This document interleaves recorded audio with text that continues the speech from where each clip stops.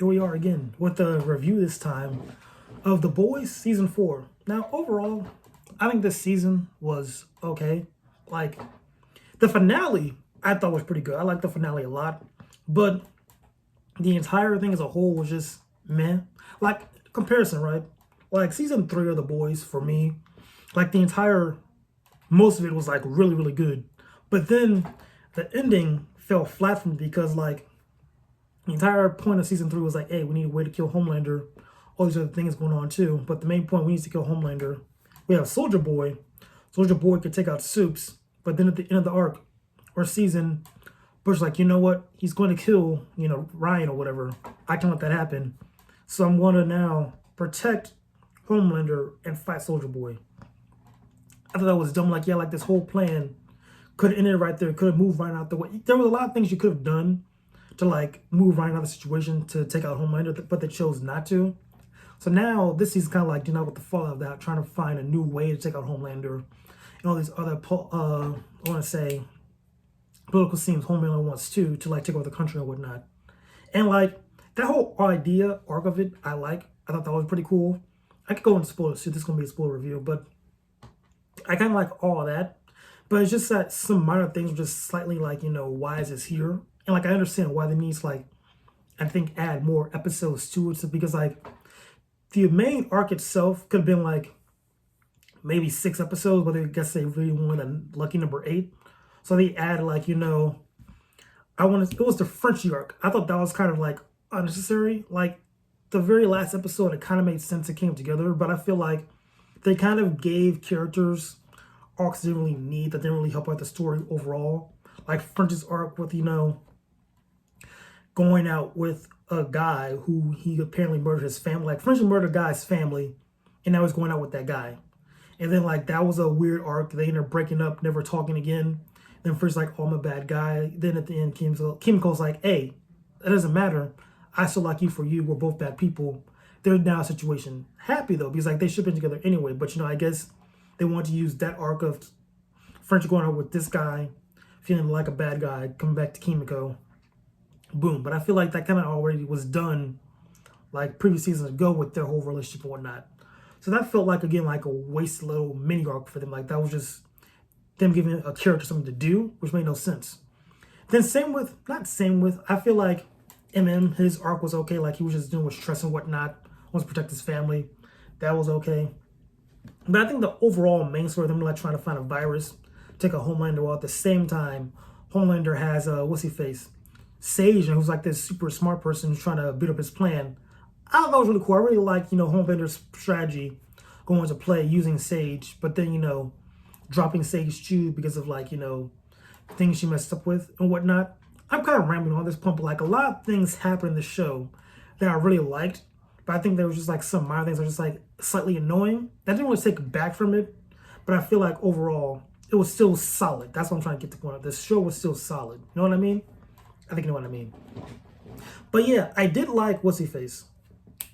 I did like how they how A-Train has like this like kind of A-Train's redemption arc too. Like you saw last season, like how he was like slowly going to it, seeing like the error of his ways. And this season, this is kind of like him redeeming himself. I thought that was pretty cool. I kind of like how they bring him more into the fray. And I also appreciate how like, the man got out pretty early too. Like he betrayed Homelander. That's what happened. Like he betrayed Homelander by saving Starlight. That was like a whole fight at some point between Starlight and the Deep. He saved them, then left with his family. So again, I think I kind of like what happened with A-Train. And then also, it was a really good twist too in the show. It was going on with Butcher, because like I think from last season, I think I should know this, season 3, Butcher was using like a new compound V, temporary V, and like that gave him like this super bad cancer at the end. But now that apparently that cancer is killing him, obviously. But the twist was that he had like an alternate personality. And alternate personality was apparently like the virus that gave him powers, which is like these little worms or whatever, or tentacles that could like kill Supes. So now he's like an officially a super killer. Like he can now kill Supes with these new powers he's got. So I thought that was pretty interesting. Like that was a good twist. Like we had like this whole new character the Butcher was talking to the entire season. We turned out that was just him inside of his mind talking to someone else, which was just, the virus trying to take over of who he wants to be, which is like a guy who just kills Supes. So yeah, I like that. I will say I did enjoy the Ryan and Homelander dynamic in the beginning. I kind of like how, you see Homelander trying to be what he thinks he needed. Holmes trying to be like what he thinks he needed when he was a kid. You know what I mean? So I kind of like what Homelander was trying to do with Ryan, like trying to be like that father, like who like set boundaries for his son. But you can see like Homelander still isn't ready to be a father because he has his own issues and whatnot. So like it always comes out, like little insecurities. So I did enjoy that. There was this one episode. It was I think like he was Ryan was like doing like a TV spot or whatever. And like there was this one producer being like a real creep to this one girl. And like Homelander was like, hey, what do you want to do to this one guy?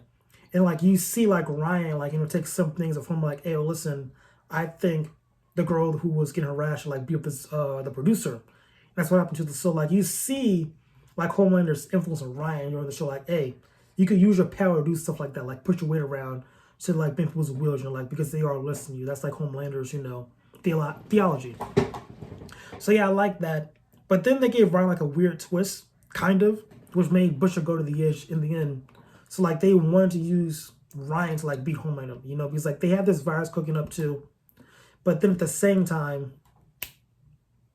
they will say, hey, listen, if the virus doesn't work, we could use Ryan. And Butcher's like, hey, listen, that's my wife's son. I won't do that. Like, let's move him away from that. Let's not make him a killer.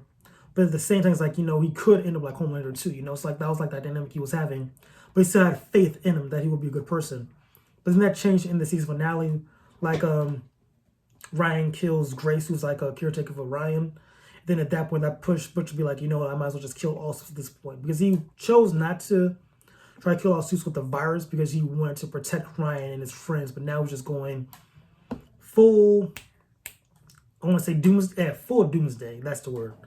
But yeah, that was like a ramble of a review. I'm sorry, but like I'm just throwing out thoughts. It was just overall a really solid show. I'm gonna say good. I enjoyed it thoroughly. There were just, I would say, nitpicks I had, which I discussed already, which wasn't too really bad. I say what they did overall, I enjoyed it more than season 3. It was like this like more higher section. Like it was kind of, last season was like very closed off with the intent of going to election later on.